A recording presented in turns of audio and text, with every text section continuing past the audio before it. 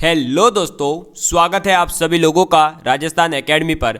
मैं परवीन सिंह आप सभी लोगों के साथ में इस वीडियो में बात करने वाला हूं लैब असिस्टेंट यानी कि प्रयोगशाला सहायक के अंतर्गत जो केमिस्ट्री का एक टॉपिक दे रखा है आपके केमिकल इक्विलिब्रियम यानी रासायनिक साम्य, उसके ऊपर। ठीक है, और इसके अंतर्गत हम लोग जो है दोस्तों पहले ही पढ़ चुके हैं कि साम्य को प्रभावित करने वाले कौन कौन से कारक है इसके बारे में, फिर उत्क्रमणीय और अनुत्क्रमणीय अभिक्रियाएं क्या होती है इसके बारे में, रासायनिक साम्य के नियम जो है वो हम पढ़ चुके हैं, यानी आपका जो केपी केसी कैसे निकलता है, केपी केसी के कैसे जो है आप इफेक्ट वगैरह आप केसी से क्या निकाल सकते हैं, केपी से क्या निकाल सकते हैं, गैस से निकाय में साम्य क्या होता है, ये सब चीज़ें जो है हम पढ़ चुके हैं। ठीक है, तो आज हम जो है दोस्तों बात करने वाले हैं सबसे पहले तो केपी और केसी के बीच में एक रिलेशन होता है उस रिलेशन के ऊपर, और उसके बाद में आपका जो है दोस्तों एक इम्पॉर्टेंट टॉपिक है ली साताल्य का सिद्धांत, यानी कि ली साताल्यस प्रिंसिपल यानी ली चैटरलेस प्रिंसिपल, इसके ऊपर हम बात करने वाले हैं।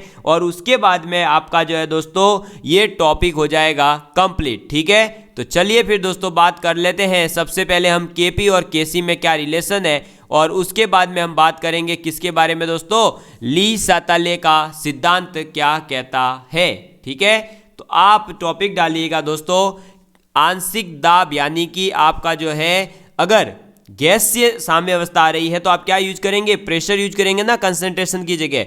तो जो आपका केपी होता है और आपका जो केसी होता है, यानी कि आपका साम्य स्थिरांक कब आपके अगर जो है क्या दे रखी हो, कंसंट्रेशन दे रखी हो, और आपका जो है साम्य स्थिरांक कब, जब आपको प्रेशर दे रखा हो, तो इन दोनों के बीच में क्या रिलेशन होगा, इन दोनों के मध्य क्या संबंध होगा, और उस संबंध से आप क्या कह सकते हो उस इक्वेशन के बारे में, वो चीज़ जो है दोस्तों हम पढ़ने वाले हैं। ठीक है दोस्तों, तो चलिए फिर बात करते हैं आगे।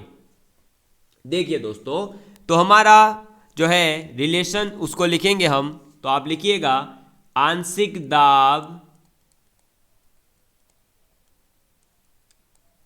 आंशिक दाब साम्य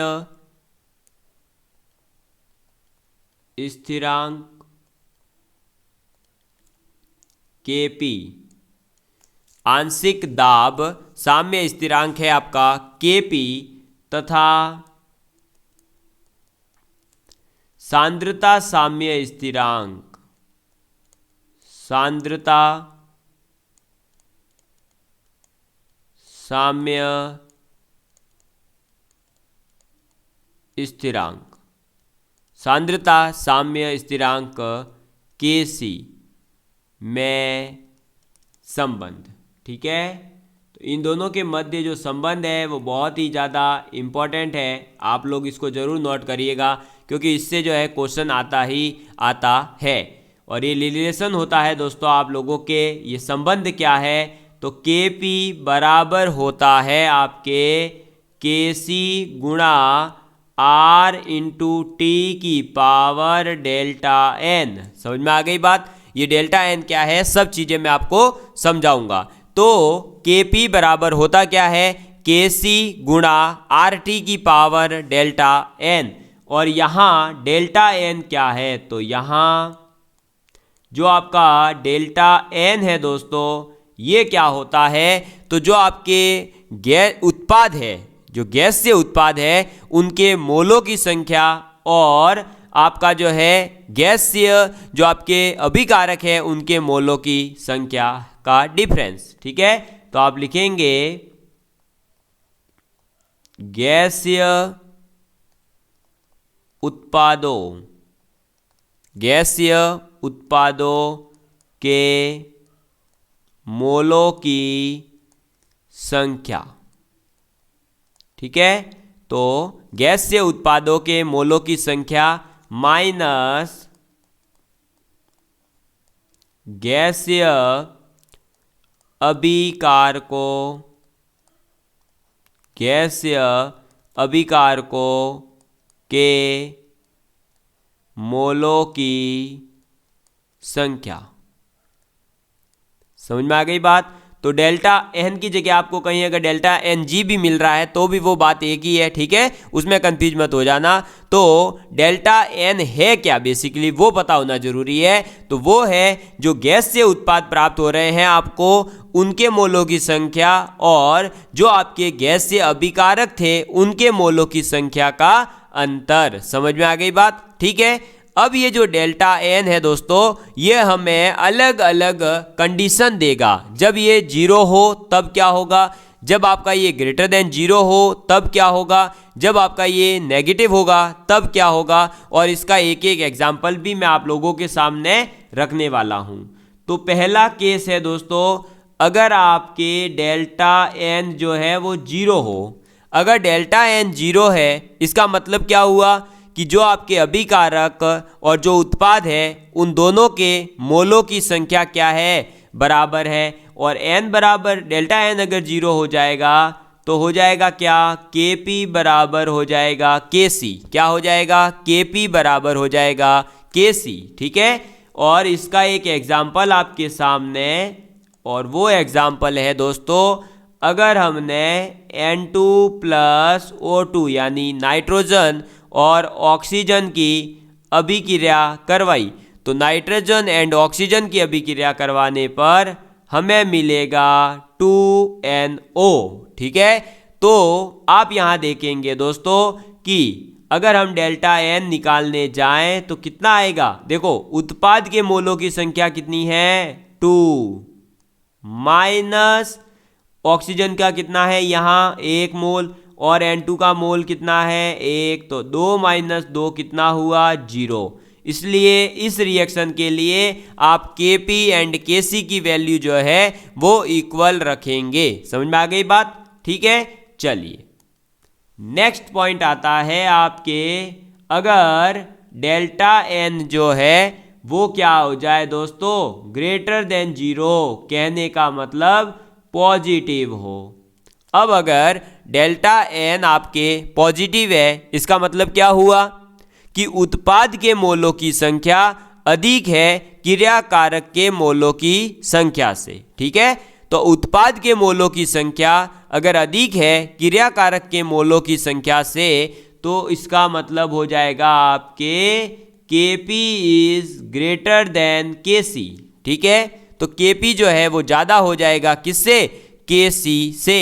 और इसका एक एग्जाम्पल आपके सामने है दोस्तों, क्या, तो इसका एग्जाम्पल है, हमने लिया सपोज करिए PCl5 और इस PCl5 को तोड़ा तो बन गया PCl3 प्लस Cl2, ठीक है।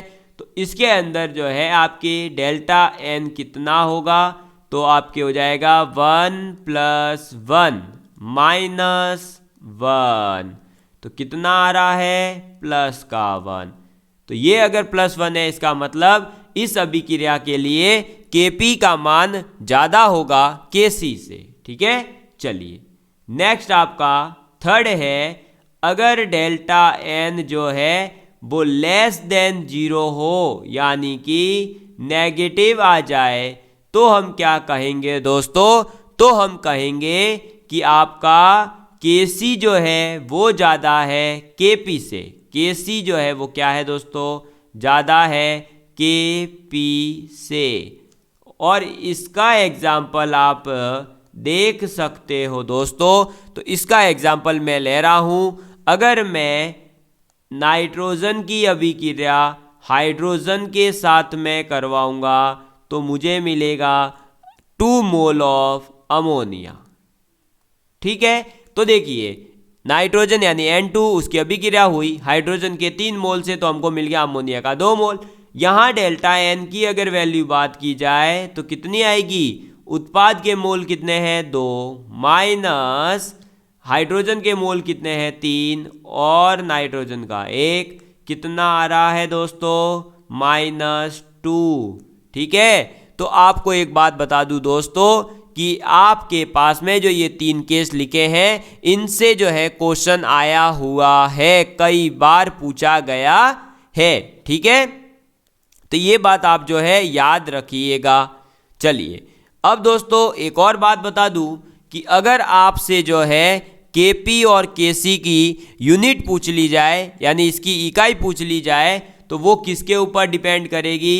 डेल्टा एन पर। ठीक है, ये पॉइंट आप नोट कर लीजिए कि केपी तथा केसी की इकाइयाँ, केपी और केसी की जो इकाइयाँ हैं वो आपके डेल्टा एन के मान पर निर्भर करती है। ठीक है, किस पर निर्भर करती है दोस्तों? डेल्टा एन पर। ठीक है, और आप ये कह सकते हो कि जो केसी है उसकी इकाई क्या होती है? तो केसी की इकाई, तो केसी की जो इकाई होती है दोस्तों वो क्या होती है? या तो आप लिख सकते हो सांद्रता की पावर डेल्टा एन, या मोल पर लीटर, मोल पर लीटर की पावर डेल्टा एन, यानी डेल्टा एन क्या है उससे आप केसी की यूनिट लिख लोगे। ऐसे ही अगर आपसे केपी की इकाई पूछे, किसकी? केपी की इकाई, तो क्या होगी? तो केपी जो होता है उसकी इकाई होगी दोस्तों आपके क्या? अरे भाई, प्रेशर किस में मापोगे? एटमॉस्फेरिक प्रेशर यानी वायुमंडलीय दाब, तो आप लिखोगे वायुमंडलीय दाब की पावर डेल्टा एन। समझ में आ गई बात? तो केपी और केसी दोनों की ही जो है यूनिट कैसे लिखी जाएगी वो मैंने आपको बता दिया, और इनकी यूनिट जो है कैसे डिपेंड करेगी वो भी आप लोगों को समझ में आ चुका होगा। ठीक है, तो इस चीज़ को जो है हम एक बार पुनः वापस रिवाइज कर लेते हैं। तो देखिए, आंशिक दाब साम्य स्थिरांक और आपके सांद्रता साम्य स्थिरांक केसी और केपी, इनमें संबंध क्या होता है? तो केपी इक्वल टू होता है केसी इंटू आर टी की पावर डेल्टा एन, जहाँ डेल्टा एन का मतलब है गैसीय उत्पादों के जो मोल है उनकी संख्या, और माइनस गैसीय जो अभिकारक है उसके मोलों की संख्या। ठीक है, अब देखिए डेल्टा एन अगर जीरो आ जाए, यानी कि गैसीय जो आपके अभी उत्पादों हैं उनका मोल और जो आपके गैस से अभिकारक है उनके मोल जो है अंतर जीरो आ जाए, बराबर आ जाए, तो क्या हो जाएगा दोस्तों? केपी इक्वल टू केसी हो जाएगा। और तब उसका भी एक एग्जांपल मैंने बता दिया कि नाइट्रोजन ऑक्सीजन से बन जाता है NO, नाइट्रस ऑक्साइड। ठीक है, फिर मैंने डेल्टा एन जो है अगर ग्रेटर देन जीरो आ जाए, यानी कि उत्पाद के जो मोल है वो ज़्यादा आ जाएंगे, तो क्या होगा? केपी इज ग्रेटर देन केसी। और अगर आपके डेल्टा एन नेगेटिव है, यानी अभिकारकों की संख्या ज़्यादा है, तो आपके जो है केसी ज़्यादा हो जाएगा केपी से, यानी केसी इज ग्रेटर देन केपी। ठीक, केसी और केपी की जो इकाई है वो डेल्टा एन पर निर्भर करती है। अब केसी की इकाई होती क्या है? तो मोल पर लीटर की पावर डेल्टा एन, और केपी की इकाई जो होती है वो होती है वायुमंडलीय दाब की पावर डेल्टा एन। ये था आपके केसी और केपी के मध्य में संबंध। और अब जो है दोस्तों हमारे लास्ट क्या रहा है? तो लास्ट टॉपिक है हमारा, और जिससे जो है क्वेश्चन कई बार पूछा गया है, ला सातल्य का नियम। तो आप लिखेंगे ला सातल्य, ला सातल्य का नियम। ठीक है, इंग्लिश में इसको कहते हैं ली चैटर्लीज